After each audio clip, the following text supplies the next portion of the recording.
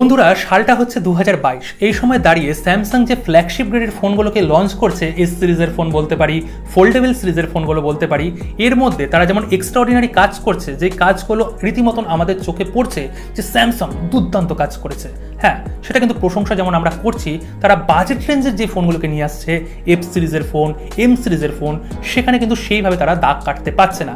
যেই ফোনগুলোতে ভালো স্পেসিফিকেশান, অপেক্ষাকৃতভাবে ভালো স্পেসিফিকেশান প্রোভাইড করছে, সেই ফোনগুলোর দাম দেখবেন অনেকটাই বেশি হয়ে গেছে। ইন্ডিয়ান মার্কেটও বেশি হচ্ছে, বাংলাদেশ মার্কেটও বেশি হচ্ছে। আর স্যামসাং এম সিরিজের আন্ডারে দুটো ফোন জুলাই মাসের 14 তারিখে লঞ্চ করছে, M13 4G, M13 5G, দুটো ফোন তারা একই দিনে লঞ্চ করছে। আজকে বলবো M13 4G, এই ফোনটার মধ্যে 100% কনফার্ম হয়ে গেছে কি স্পেসিফিকেশন তারা প্রোভাইড করছে, প্রাইস রেঞ্জ কত তারা রাখবে। আর আমি শুরুতে কেন এই কথাটা বললাম যে এই ফোনটার মধ্যে এক্সট্রাঅর্ডিনারি কোনো কাজ নেই, এছাড়া যেটা আমরা চাই সেটাও হয়তো আমরা পাবো না, এইরকম একটা ব্যাপার কিন্তু স্যামসাং রেখেই দিয়েছে। তাহলে এই ফোনটা কারা পারচেস করবে, বা স্যামসাং কেনই বা এই ফোনটাকে লঞ্চ করাচ্ছে, কারা একদমই এই ফোনটাকে পারচেস করবেন না, সমস্ত কিছুই একটা ভিডিওতেই বলবো। ভিডিওটা অবশ্যই ছোট ভিডিও হবে, বেশি বড় ভিডিও আমি বানাই না।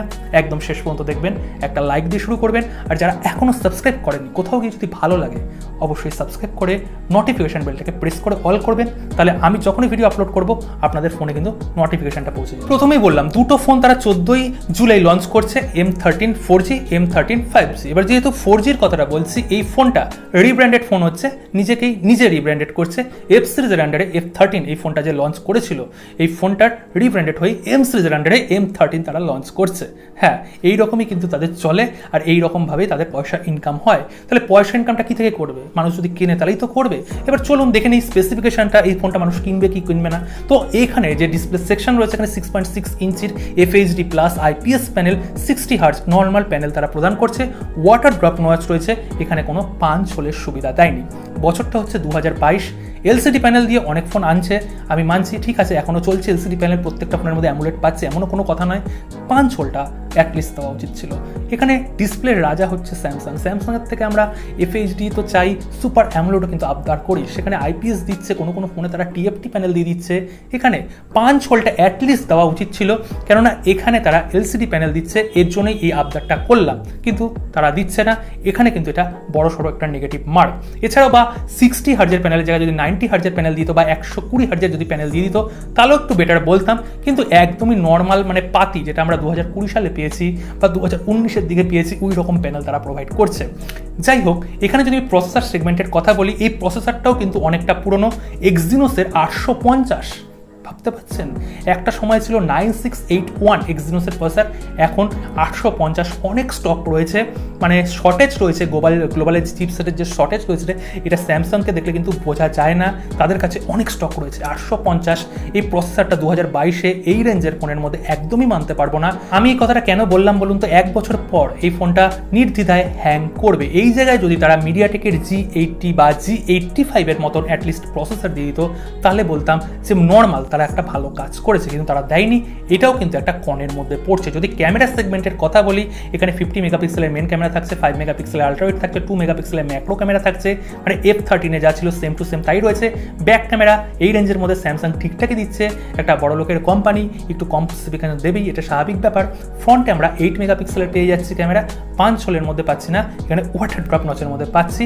এখানে হয়তো তারা যদি 13 দিয়ে দিত তাহলে বেটার করতো, যদিও 8 মেগাপিক্সেলের এই রেঞ্জের মধ্যে ঠিকঠাক আছে।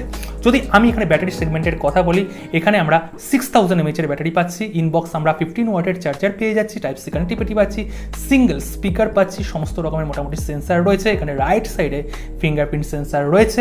আর এছাড়া সফটওয়্যার সেগমেন্টের যদি কথা বলি, Android 12 ইনবক্স পাচ্ছি, One UI এর কোর ভার্সনটা আমরা পাচ্ছি। এবার যদি আমি এই ফোনটার ব্যাপারটায় আরেকটু হাইলাইট করি, এই ফোনটার যে সফটওয়্যার সেগমেন্ট রয়েছে, সফটওয়্যার সেগমেন্টে কিন্তু সবচেয়ে বড় হাইলাইটিং বিষয়, কেননা এই প্রাইস রেঞ্জের মধ্যে আমরা রেডমির যেমন ফোন পাচ্ছি, এখানে আমরা রিয়েলমির যেমন ফোন পাচ্ছি, তার মধ্যে সফটওয়্যার এক্সপিরিয়েন্সে আমাদের কোথাও গিয়ে একটা ল্যাক করে। আমরা সকলেই জানি ফোন ডেড হয়ে যাচ্ছে, সেইভাবে অপটিমাইজেশন থাকছে না। এখানে One UI-তে সেই অপটিমাইজেশনটা আমরা পেয়ে যাচ্ছি, এটা সবচেয়ে বড় বেনিফিট আমার কাছে। এছাড়াও মটোরোলার ফোন রয়েছে, একটু যদি চিন্তাভাবনা করেন, G31 যে ফোনটা রয়েছে, ইন্ডিয়াতে বলছি, বাংলাদেশে আপনারা অফিসিয়ালি এই ফোনটাকে পাবেন না। তো ইন্ডিয়াতে এই যে ফোনটা রয়েছে, এই ফোনটার প্রাইস কিন্তু অনেকটাই কম। আমি যদিও এখনও স্যামসাংয়ের প্রাইসটা বলিনি, আমি যদি প্রাইসিংয়ের কথা বলি, বলি, এখানে দুটো ভ্যারিয়েন্ট তারা লঞ্চ করছে, 4GB RAM 64GB internal memory এবং 4GB RAM 128GB internal memory. 4GB র্যামের সঙ্গে 64 এর প্রাইসটা হচ্ছে 11,999 ইন্ডিয়াতে। আর এই ফোনটার যেটা 128GB ইন্টারনাল মেমোরি তার প্রাইস হচ্ছে 12,999 মানে 13,000 টাকা। কিন্তু মটোরোলার ফোনটার এই মুহূর্তে প্রাইস হচ্ছে 10,500 টাকা, অনেকটাই কম। সেখানে কিন্তু আমরা অ্যামুলেটেড প্যানেল পেয়ে যাচ্ছি, ওএলইডি প্যানেল পেয়ে যাচ্ছি নর্মাল, আর এছাড়াও ওখানে 85G85 এর প্রসেসরটাও পেয়ে যাচ্ছি, অনেকটাই বেনিফিট পাচ্ছি। ইভেনলি ওখানে আমরা স্টক অ্যান্ড্রয়েডের ইন্টারফেসও পেয়ে যাচ্ছি। তো অনেক বেনিফিট রয়েছে, এটা নির্দ্বিধায় আমি মটোরোলার ফোনটাকে এগিয়ে নিতে পারি। আর এছাড়াও যারা বাংলাদেশ থেকে এই ভিডিওটা দেখছেন, আমি জানি অনেক বন্ধু আমার বাংলাদেশে রয়েছেন, তো এই ফোনটাকে কোনোভাবেই কনসিডার করবেন না। এই ফোনটা বাংলাদেশে ডেফিনেটলি অফিসিয়ালি লঞ্চ হবে এবং এই ফোনটার প্রাইস কিন্তু ওই 15 থেকে 16,000 এই রেঞ্জের মধ্যেই থাকবে, যেটা কিনা basic variant 4GB RAM 64GB internal memory. ওই 15 থেকে 16,000 এই প্রাইস রেঞ্জের মধ্যে আপনাদের অনেক ফোন চলে আসবে। যেমন এখানে রেডমি নোট 11 যে ফোনটা রয়েছে একটু প্রাইস বেশি, হয়তো 1-1,500 টাকা বেশি দিতে লাগবে, ওই ফোনটা পেয়ে যাবেন। রিয়েলমি 9 এই ফোনটা পেয়ে যাবেন।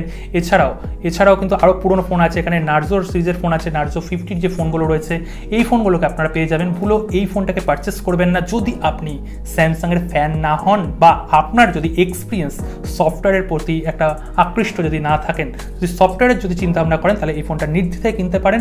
আর যদি স্যামসাংয়ের ফ্যান হন তাহলেও আপনি নির্দ্বিধায় কিনতে পারেন। কিন্তু কোনোভাবেই এই ফোনটা আমি বাংলাদেশ হোক বা ইন্ডিয়াতে কোনোভাবেই প্রেফার করবো না।